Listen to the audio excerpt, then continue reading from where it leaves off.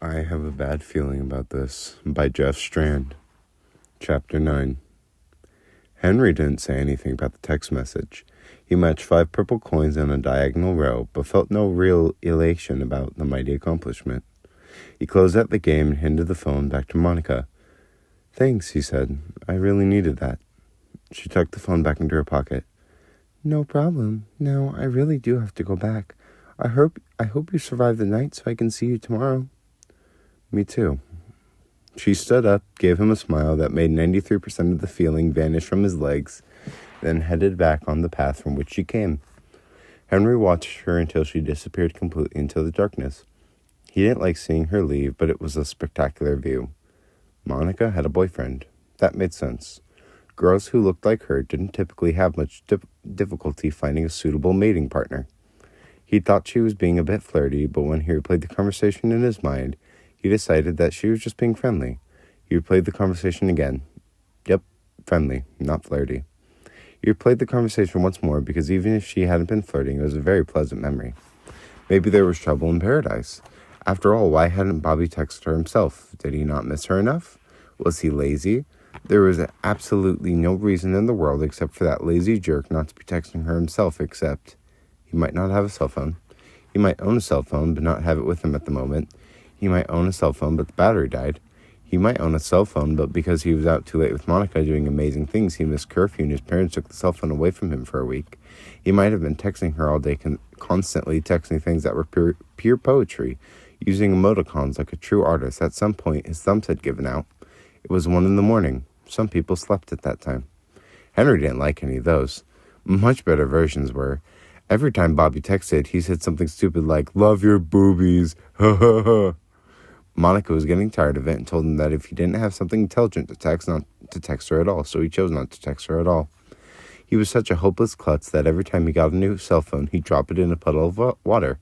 Right now, his phone was in a bowl of dry rice, even though the dry rice trick to save a wet phone didn't actually work. Monica was getting tired of his klutziness. What she really wanted was a master archer. Bobby did not exist. Upon seeing Henry, Monica had contacted one of her friends and said, There's a really cute guy here and I want to make him jealous. Send me a text that makes it look like I have a boyfriend." Bobby was in prison. His nickname was Mad Dog Bobby, and he was currently serving a 50-year sentence. He'd killed a man just to finger paint a picture of a duck with his blood. Monica wanted to be true to him, her first and only boyfriend, but deep inside, she knew that she was simply waiting for her dream man to show up. Yes, when Henry turned 66, he knew that he'd have to deal with Mad Dog Bobby's desire for revenge, but he'd worry about that later. Bobby was a total snob who felt that texting was only for the illiterate. He communicated with Monica only through the things he wrote upon a cloth scroll with a quill dipped in ink, and Monica was getting tired of it. Bobby was a lazy jerk. Henry was cool with any of those scenarios. Perhaps number 4 was a bit unlikely, but the others... Okay, he knew that she was a beautiful girl with a probably nice boyfriend who probably adored her and who she probably but hopefully not adored in return. Guys like Henry did not have girlfriends of her caliber unless they were in a band, and guys like Henry were not usually in a band. But somehow he had to be able to win her over. She liked long hikes in the dark, scary outdoors, so she was a woody type. If Henry dominated survival camp, if he showed that he knew his way around a campfire and whatever else the great wilderness threw at him, if he won the games, he might impress her. This was it. For the next week and 6 days, he'd devote himself to being the ultimate survivalist. When they got to do the big comprehension at the end, Randy, Eric, Jackie, and Stu would all fear him. This he vowed.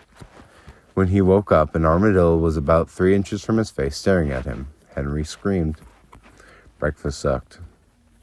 "In a survival situation, a shelter is of maximum importance," said Max. "You cannot defend yourself against hordes of vampires, and I, of course, am speaking completely hypothetically if you have already frozen to death." Jackie raised his hand. "Sir?" "Yes?" "Are we likely to freeze to death in June?" "I am about to ask you something, Jackie, and I want you to be completely honest with me. Do you believe that was an intelligent question?" I didn't think it was that bad." It was. It was very bad. You know the old saying, the only stupid questions is one not asked? It's the saying itself that is stupid. You are always welcome to ask questions here, but I encourage you to spend 1 or 2 seconds appraising the question first. Otherwise, you might add something that implies that you believe that the only possible time in the entire world that you could ever find yourself needing a shelter is in June, when it's only 7:30 in the morning, and I've already heard a question that I know will be one of the top 3 dumbest questions of the day. It depresses me. Jackie hung his head. I'm sorry, sir. Jackie really wished he hadn't asked his question. It had seemed like a smart question when he asked it. Not smart like Einstein asked him a question about physics, but smart enough to prove to Max that he was paying attention. As soon as Max started griping, he'd realized that, yeah, it wasn't the best question he'd ever asked. But by then it was too late to unask it, and now everyone thought he was that green-haired kid who asked dumb questions. It would have been different if they thought of him as that weird green-haired kid. If he was going to be an outcast, he wanted everyone to think that he was an outcast because of his fashion choice. Unfortunately, nobody seemed to think that his green hair was all that strange. Sure, his grandmother hated it. Why would you disfigure yourself like that? She'd ask. But it didn't count if it only upset your grandma. His parents had the attitude of, well, at least he isn't holding up convenience stores or setting fire to anything. And he even bought him the green stuff. He hated being an outcast. Yeah, the other boys were all pretty nice to him, but his plan to win them over via his possessions had been ruined. And last night, he hadn't felt like he contributed his share to the conversation about whether or not everybody thought Henry would be dead by morning. Jackie knew he was an outcast, even though they were letting him be a full member of their social group. He would still ask questions, but Max's rule about thinking about them for 1 or 2 seconds beforehand seemed reasonable. Anybody else have questions? Asked Max. There was silence for a moment, then Eric raised his hand. Yes, Eric. You mentioned vampires. Would vampires really be an issue in a cold weather environment? I know there was that one movie based on that one graphic novel, but if we were in a place where we were worried about freezing to death, I don't think vampires would be much of a threat. Vampires don't exist, Eric. You realize that, right? Yes, sir. Sorry, sir. There were no other dumb questions, at least none that were spoken out loud. Eric, of course, did not believe in vampires. He did, however, believe that there were people who believed in vampires, and it was concerning that Max might be one of them. Eric was deep in his heart a nerd, a closeted nerd. His handsome face, athletic build, and above-average skills at physical activities made him feel that he should hide his true natures, but he knew he was a nerd. He longed to join a Dungeons and Dragons club, dreamt of going to a science fiction convention in costume, dreamt of somebody saying, hey, nice Doctor Who costume, so that he could give them a derisive snort and say, Doctor Who is the name of the show, not the character. He's just the Doctor. Any true fan would know that. He loved monsters, vampires, zombies, mummies, wolfmen, big feet, swamp creatures, ghosts, witches, carnivorous pugs, dragons, orcs, possessed children, chupacabras, koala bears with fangs. He loved them all. Loved them so much that it really bothered him when other people took these monsters too seriously and ruined it for everyone else. Eric wanted to learn useful survival skills, but he didn't want to learn them from a nutcase who thought vampires were going to bite them while they built a shelter. He thought Max might actually have a zombie apocalypse preparedness plan worked out for real, and those were the kinds of people who made Eric feel that he wanted to try out for the football team, even though he secretly wanted to play chess. Max rolled his eyes. Can we discuss the actual construction of shelters now? Everybody nodded. Stu, said Max, if your plane crashed and you found yourself stranded out there, what resources would you expect to obtain from the woods? Stu considered that. Well, I guess I'd start by seeing what I could get from the plane wreckage. The plane wreckage doesn't count. Natural resources only. You mean I'd just leave all the plane stuff behind? Yes. Why would I do that? Because our topic for today is how to build a shelter out of the resources you find in the wilderness. Yeah, but if there's a whole plane's worth of stuff, I'd use that before I started knocking down trees. The plane exploded on impact, scattering burning chunks of metal for miles. You're lucky to have survived.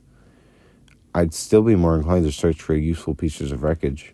The other passengers were so annoyed by you that they voted in favor of opening the door mid-flight and throwing you out. The 2 or 3 people who were sucked out with you and plummeted to their deaths felt it was worth the sacrifice. You survived, but the plane and its useful components are long gone. Am I injured? Do you want to be? No. That's smart. Okay, so if I was trying to use natural resources to build a shelter, I guess I'd start with wood. Yes, wood is a fine place to start. I'd get a bunch of wood, branches, those are a good source of wood. Maybe a log that somebody else left there. Leaves too, they're probably already on the branches, so you just have to remember not to start taking them off. If it started raining, you'd want to have leaves because water doesn't go through leaves. I don't think you need rocks. Would you need rocks? Probably not. Yeah, that's what I was thinking. If you wanted to make a path to your shelter, maybe you'd use rocks. But that would be something for the second or third day. You wouldn't start with that. No, you wouldn't. Bones. If you could find some bones, that could help. You could use them to prop up the structure. Not bird bones, but if it was something big that had bones, you could use them sort of the way you'd use the wood, except that it would be stronger. You couldn't cut it as easily, so you'd keep them in the original shape. Like if you found ribs, you'd keep them shaped like ribs. You wouldn't break them or anything, or maybe you would. I guess if you broke them into tiny pieces, you could use them to make a path to your shelter.